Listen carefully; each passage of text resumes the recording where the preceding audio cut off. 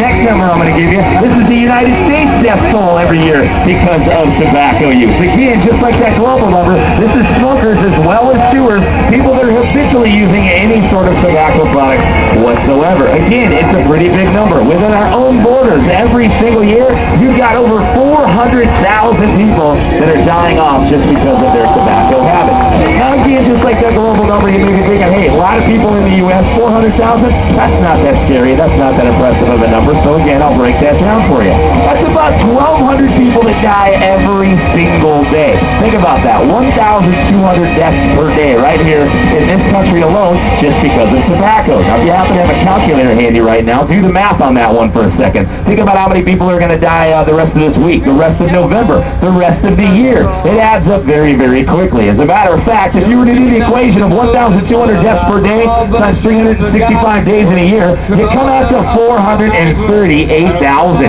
That is a lot of people that are dying off in one country from one thing, and that's every single year. Now, if that doesn't shed some light on the subject, there's another piece of information along those lines that will kind of open your eyes a little bit. Think of all the people that die in this country in 1 year from the following things: suicides, homicides, car accidents, fires, drugs, alcohol. That does include drunk driving and that alcohol statistic, by the way, and AIDS.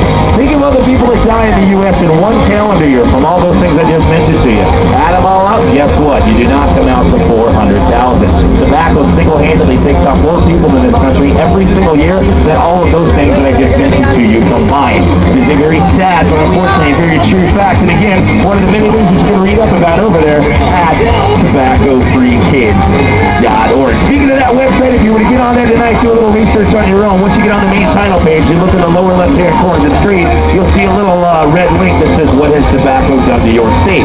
Now, if you click on that, it'll take you to a page where you can download some state-by-state specific information.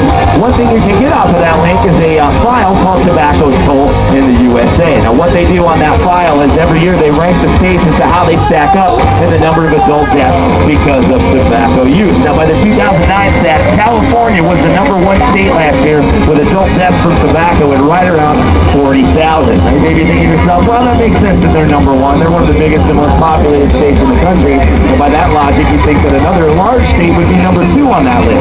Well, the #2 state last year with adult deaths from tobacco use was the state of Florida, which is significantly smaller and less populated than California. And their numbers weren't too far off from California. They were right around the mid-30,000 range.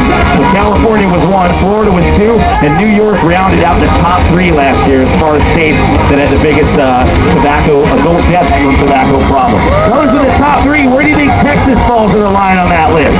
You guys were ranked #4 last year with adult deaths from tobacco use. Now, the upside to that is your numbers have gotten a little bit better. In 2008, you guys were ranked #3. You swapped places with New York in 2009, so it's gotten a little bit better, but you're still in the top 5. It's still a very serious problem right here in the Lone Star State, and one of the reasons why out of an 11-week tour, we're spending 5 of those weeks right here in Texas. There's a lot of other information that you can get off of that graph. It's called Tobacco's Toll in the USA, and you too can get it over there at tobaccofreekids.org. So there's some numbers as far as people are getting sick and dying from actually using the tobacco products, which brings me to my next point, and that is secondhand smoke. Now, if you guys have health class, so you've had health class here in the past, and you've gotten on the subject of tobacco, I'm sure your health teachers have spent a great deal of time talking about secondhand smoke. You don't even have to have health class to know about this issue. Just pick up a newspaper.